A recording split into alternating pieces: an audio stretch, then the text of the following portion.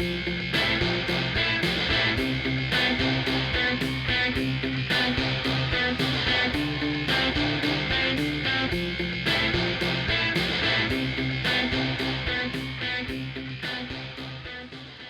everybody, and welcome to It's Not the Ref podcast. Today is March 24th. We got a lot on the show.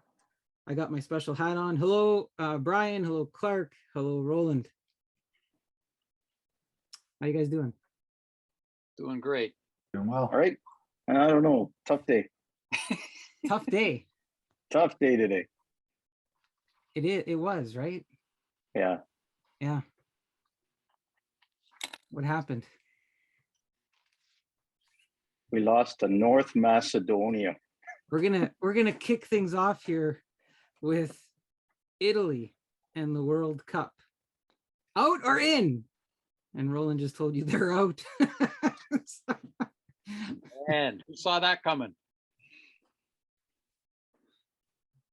I don't know. Speechless. It It would have been good. Go ahead. No, I looked at the box score, the score sheet on that. 32-4 were the shots in favor of Italy. Guy Unbelievable. missed an open net. Missed an open net at the start. Goalie basically handed him the ball, open net. He kind of just, nonchalantly kicked it like, okay, it's a goal. No, the goalie ran back and got it. It was brutal. It was brutal, yeah. I mean, two World Cups in a row, that's crazy, especially for Italy, who's, a world power and just won the European Cup. They're out again. Yeah, after they won the European Cup, I thought, oh, you know what? They really had changed their style of play, and they weren't as defensive as they were in the past. But then over the last several months, they've been showing signs of not being that team. And I'm shocked, but a little part of me isn't shocked. And we can't even blame the refs. We can't blame the refs. I can't blame the refs. No. You can't blame the refs? That's a first. That's a first. And that game was played at home in Palermo, at home. 60,000 fans, and they couldn't beat North Macedonia. Population 1.83 million.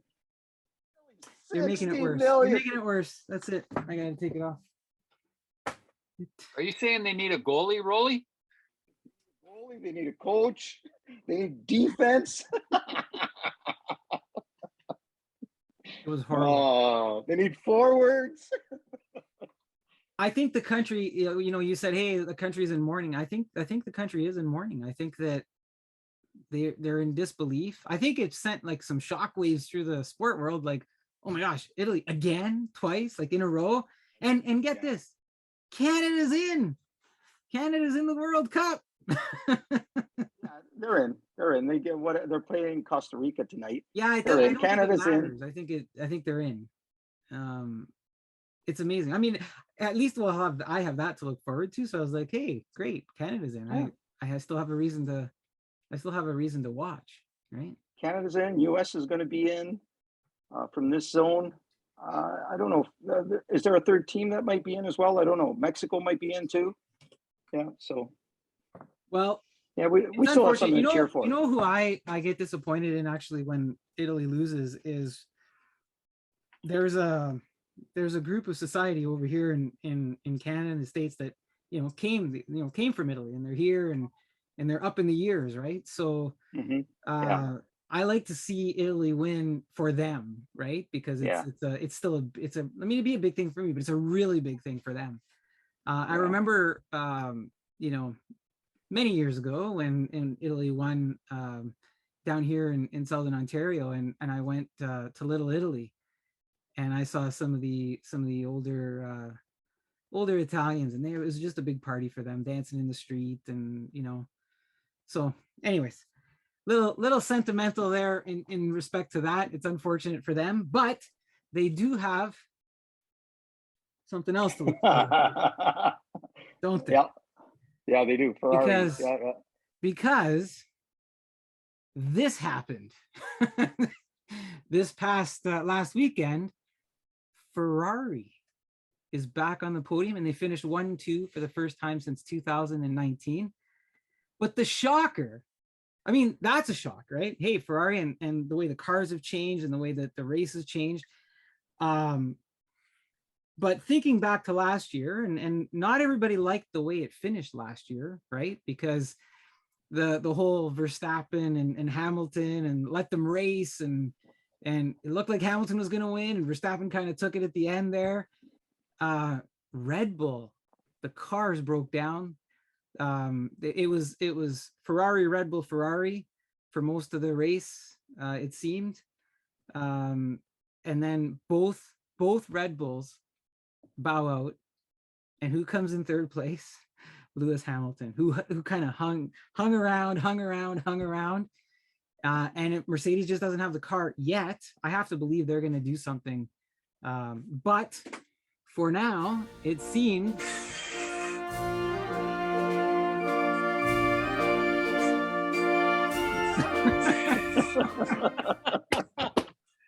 I predict my boy Lewis is going to be on the top at the end of the year. I'm writing that down. Brian says Lewis Hamilton. Wait, when you say on top, are you you mean like number one, or like on top of his car? On top of number one. Number one. He's gonna avenge that tragic loss to Verstappen at the end of last year, the last race. He's gonna avenge that. He'll take the championship. If they had last year's cars, then I'd say yeah, probably. But I think they'll be around, but I don't think he's gonna finish number one. They got a long time to get things sorted out. I don't know what they did to the cars though. I watched the race. They look slow. I'm going, what happened to Formula One?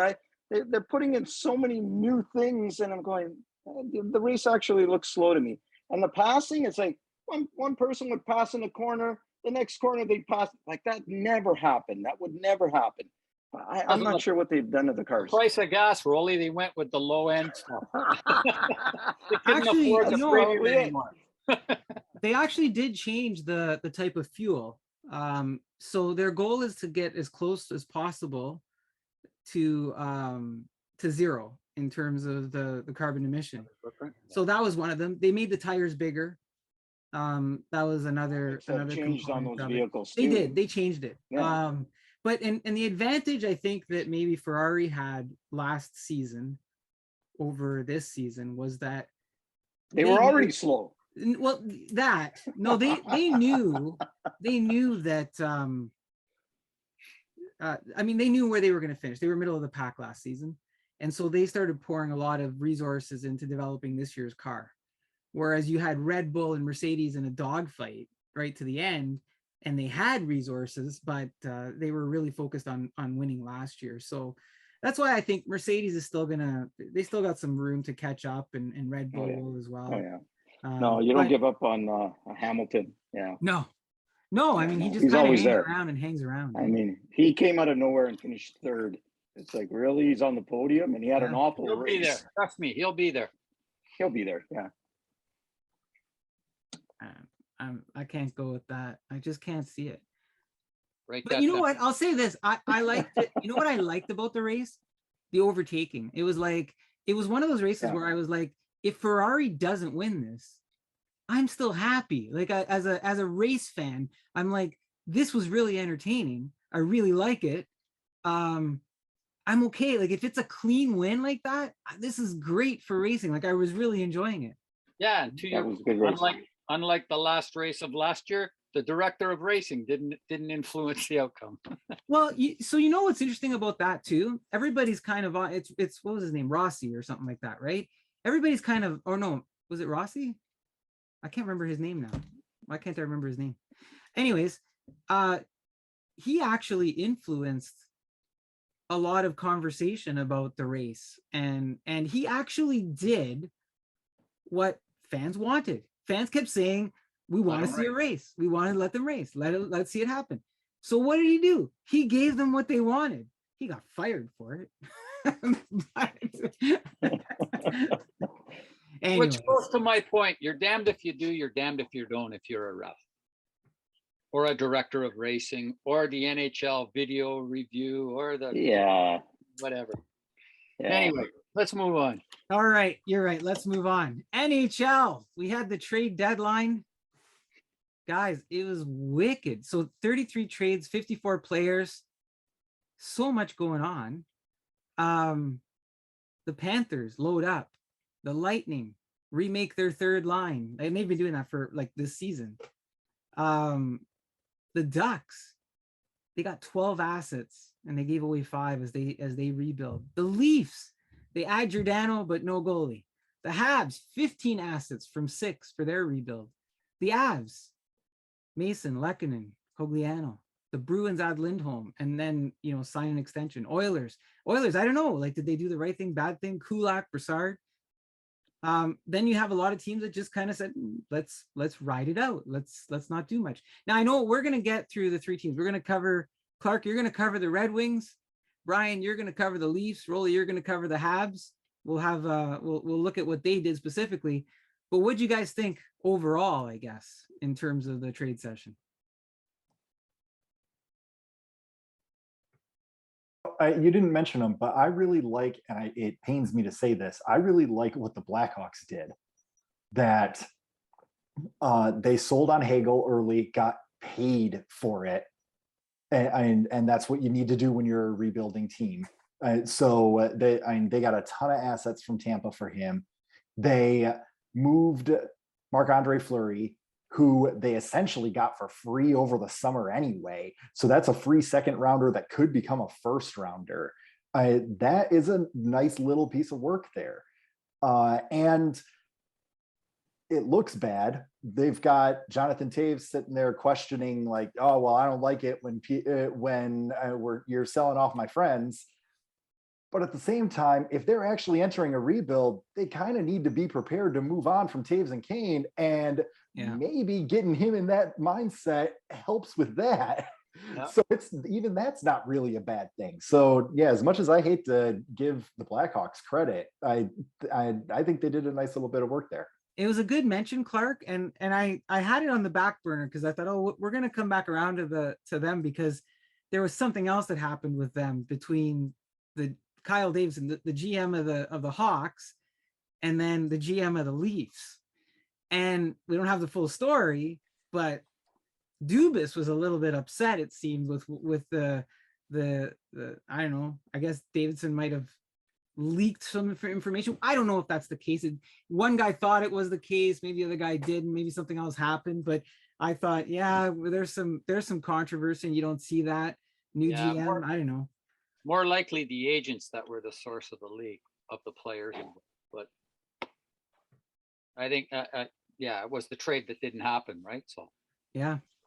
The other one that's interesting, what the team that I thought kind of bombed on it was the Golden Knights making the trade that got reversed.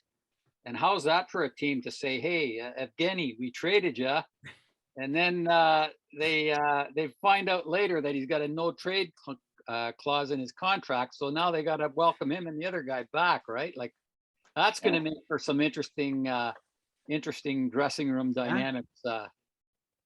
So I mean, if he didn't like it though, he could have accepted the trade. Yeah. So even no trade or not, he could have said, I mean, yep, I'll waive it and go if he really felt like he was not wanted and didn't want to be in Vegas anymore. He could have gotten out of there, but he said, nope, I'm not going to Anaheim. Well, I guess it could also be, you know what, it's bad to go back to the team that didn't want me, but I really don't want to play for them. Yeah. Well, that happened in some other circumstances. We're going to talk about that too. Not quite like that, but pretty similar. How about you, Roll? Any overall take? Well, just what the Habs were doing. I mean, they started early with the. We'll get to the Habs. We're gonna get to the Habs. Don't give away all your notes yet. We're gonna get to the Habs. But overall, in terms of any of the other guys, any surprises to you or anything? No, what Florida did. I mean, they just got stronger. They just got strong. They're going to be a force in the playoffs. Yeah, absolutely. Yeah. All right, Clark. you are our resident Red Wings fan. So there's the outs and the ins. Yep. What's the report? What's the scoop on them? What's the report card? I like this.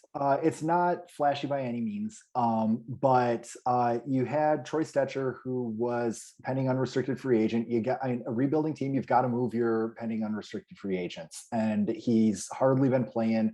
You would have liked to see more than a 7th rounder for him, but he's hardly been playing. So, what reason did LA have to give up more? Not a whole lot.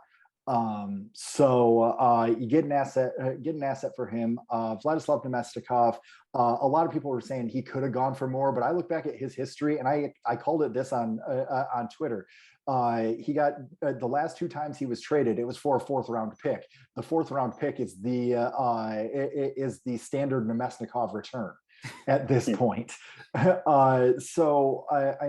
Yeah, he's been really solid on a Detroit team, but on a contender, he's a little bit less. So a 4th round pick makes a lot of sense there. That it's all the way in 2024 is a little bit weird, but not the end of the world by any means. I love the Letty deal. I love the Letty deal. Ignoring Sundqvist and Wallman and ignoring Luke Witkowski because Wings fans love him. Griffins fans really love him. I don't really care. I'm going to ignore Witkowski too and say the Wings got Letty for a 2nd round pick, and then they got a 2nd round pick for him. So they basically punted a 2nd round pick a few years to rent Nick Letty for half a season, and that's not bad.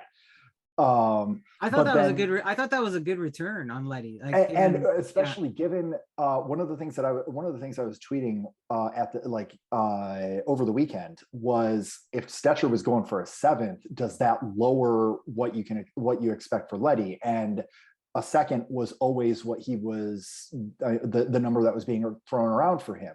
So to not only still get that 2nd and have Sundqvist and Wallman coming back too, who may not amount to anything in Detroit. Wallman had a pretty solid debut the other night. Sundqvist looked pretty good too, scored an empty net goal.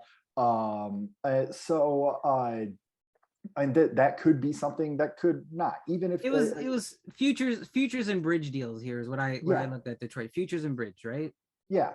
That's a pretty solid deadline. Now they could have done more. There've been buzz around whether or not they trade Bertuzzi leading up to all season really, but definitely leading up to the deadline. He stays, but he also didn't have to move. He's got term. That can be a move that's done over the summer. It can be a move that's done next year. He can be brought back. There are a lot of options there. He did not have to move. I would have been very curious to see the return on him, but okay, that didn't happen. It's not the end of the world. But there's not a whole lot else. The team loves Mark Stahl. He's a pending unrestricted free agent. Do you move him? You're starting to get real shallow on your defense there, having given up Letty and Stetcher already, and having Danny DeKeyser have been relatively awful all season, and now he's quote unquote injured, which sure seems a lot like letting him go out with dignity instead of being sent to Grand Rapids. You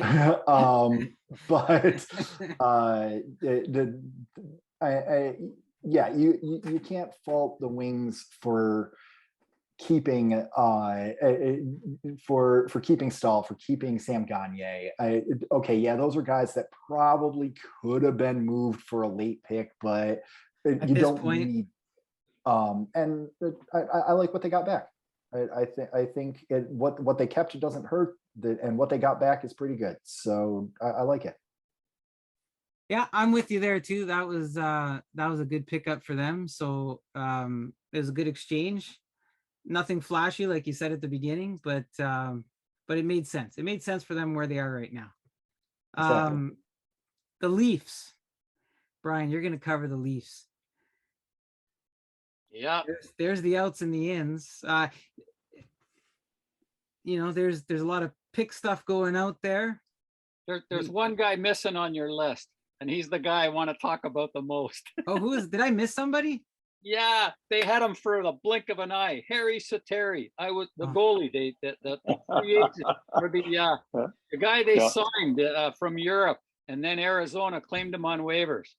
Never actually made it on the team. He never made it there. He was like in the middle. He was flying, and then they turned the jet around. I know, but I'm thinking of Joe Bowen saying, "Holy Mackinac, Harry Sateri with the save."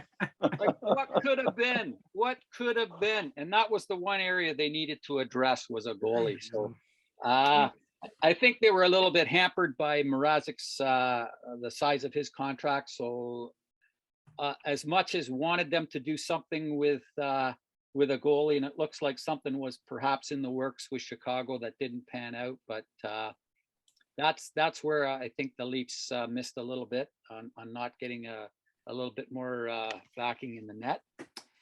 As far as Giordano, I think that's a great pickup. A fairly recent Norris Trophy winner. He played with TJ Brody back when they were in Calgary, so there's a little bit of chemistry there. Veteran leadership, something that they need on D. I don't think Morgan Riley's that solid leader, and I think Giordano's going to bring a bit of that. But and Lyubushkin on defense, it's still, we'll see how that pans out. But I give the Leafs about a B minus C on this. They didn't sell the farm. They gave away some second rounds and third rounds. They didn't give away a first rounder, which I'm happy about. And we'll see how Lyubushkin and they didn't get a goalie. That's where I give them the loss. They had to do damage control on the whole Mrazek thing afterwards. Dubas is telling us how great he is after he was going to trade, and I get it. It was part of it was a money thing, but Harry Sateri there, if the Leafs were going to bank on a 32-year-old $750,000 goalie, that was their plan. Yeah, no, I think the mystery here, Guido, I think it was Fleury is what's the health and what's the real situation going on with Campbell. I think the Leafs still are putting a lot of faith in him, and that's going to be, they're either going to win or lose on my predictions. They're going to win or lose on the fate of how Campbell plays when he comes back from injury. I really like Mark Giordano. Yeah, I feel bad for Mark Giordano though, because hometown boy, he's coming to play for the team that he grew up admiring. I think it's a win for him. I don't know.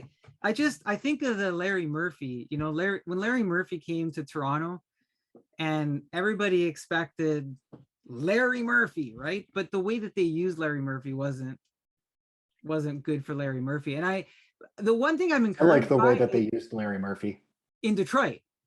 You love the way they used Larry Murphy. They knew how to use Larry Murphy in Detroit. They revitalized his career. But I'll say this: Game 1, Giordano was on the third defensive pairing. Made sense. They didn't put the pressure on him to be on that first pairing. They didn't put him with his old line mate Brody there. Like it made sense, and I thought maybe they're going to do something different here. I don't know, but.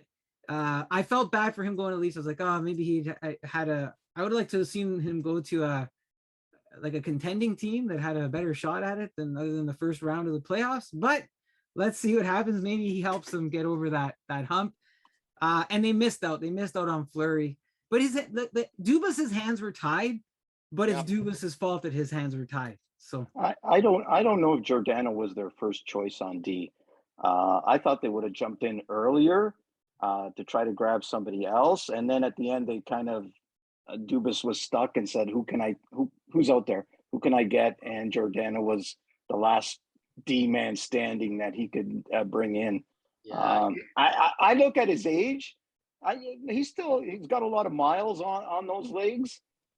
You can help them out. I don't know. We'll see. Yeah, the reason I say I think it's good for him, he's a hometown boy. I think he's going to get 2 or 3 more seasons, and he's going to play him out with Toronto and pass on some of the leadership. I think it was an overall mediocre Yeah. Nothing like the way Tampa or Florida went all in. This wasn't an all in. Let's go for it trade for the Leafs. I think if they can get past the first round, that'll be a win for them. But I think that's even, that's touch and go whether they're even going to get past the first round this year. You said that they'll probably get past the first round. A team that's not going to be in any rounds is the Montreal Canadiens. But Rolly, here's what they did. There's their trades. They loaded up. I mean, they got draft picks and got rid of some players or whatever. What do you think about that in 2 or 3 minutes? I'm really happy with what they did. I mean, they're looking down the road, and they pulled off some deals. That the new GM Hughes was really good at pulling off some deals. He started off early with Tyler Toffoli. Getting Tyler Pitlick, which I really didn't know anything about, but he's turned out to be, pretty decent forward for them. He's been scoring for them. Picked up another forward in that deal too, and a 2022 first round pick from Calgary. The other one where Lehkonen with Colorado, I mean, that was a strong trade as well. He ended up picking up Justin Barron, who was a former first round pick in 2020. He's a right-handed shot defenseman, and he actually played on Team Canada Junior with Brandon Cooley, who's also in the pipeline and coming up. And they got a second round pick out of that too. So they got a good deal with Colorado with Lehkonen there.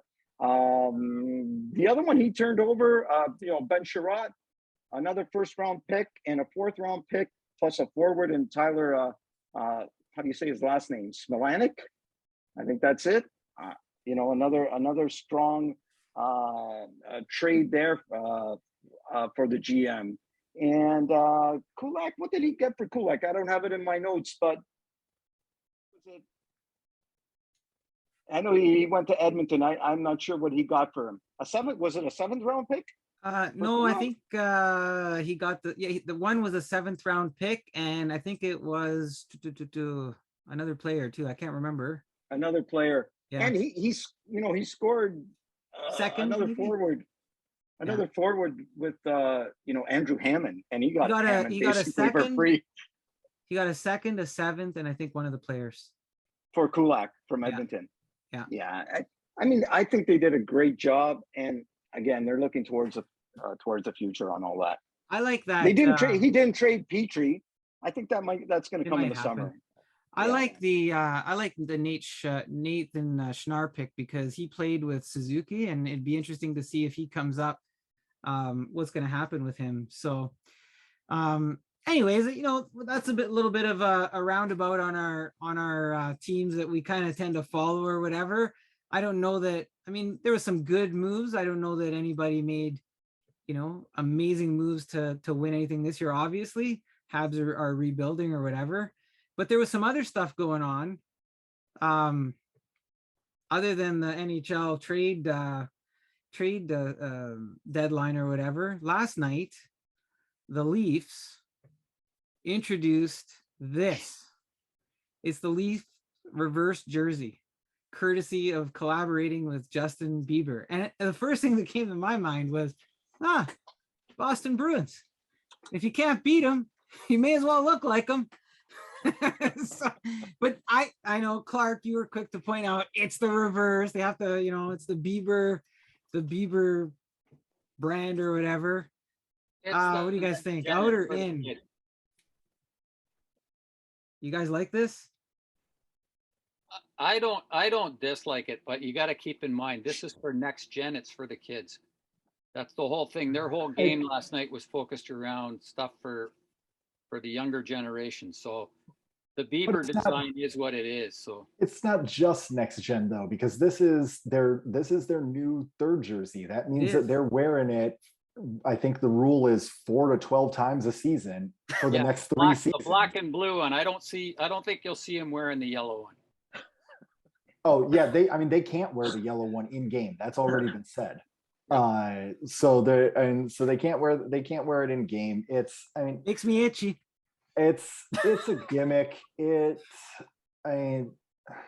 when they opened the Air Almost- Canada Center, on opening night of the Air Canada Center, the Bruins and the Leafs played. I was at that game. I sat behind the net at one of the ends, and I was like, what am I doing here? I don't like either of these teams. But they opened this new building, and I was there. And this just ties it all together. And I was just like, on the inside it's got the Bruins look, and on the outside it's still the Leaf stuff, and it's just like the whole thing gives me a rash thinking about it. I don't know, guys. I've seen almost universal praise from Toronto fans, come on. all that, and everyone else seems to hate it. So I don't know if it's Toronto fans are the ones who are Toronto loves everything. Toronto fans love everything. Wait, you're taking it all out of context. No. If you're looking at the black and blue jersey, it's actually sharp. If you're looking at the I'm going to disagree with you there. If you're looking at the yellow and black jersey, that's a Justin Bieber creation. It is what it is. I can't. Right? I just can't. I think the thing for me is they don't look like the Maple Leafs. Yeah, they've had that traditional Leaf for so long. The old one. All right. They don't look like the Leafs to me, and you can make an alternate jersey that is different but still has your heritage in it, and this one just doesn't look like that. Well, we got a live I shot. could be an old man yelling at a cloud. We got a live shot of them playing with those jerseys on last night, and they won. But this wouldn't be an episode of It's Not the Ref if we didn't cover at least one It's the Ref type of call. And Brian said last time, I'm hoping this works. Brian said last time, Guide, these stills don't tell the whole story. So I said, all right, these stills don't tell the whole story. Let's see if this works. Let's see if we can have a look at this. Someone will say, stop arguing with the referee. I've never seen him take one back. Well, you just saw one. Let's look at that. Can you see that? Look at. You see the stick? Here it comes around. And there's the trip. But what happened? Yeah. You don't see that very often. Someone will say, stop. They reversed the call. They reversed the call. Well, you just saw one. On reverse jersey night. Look at this. On reverse jersey night, they reversed the call. Look at, there's the stick right on the skate. There it is. You see it going back and forth. Look, because this isn't a still anymore.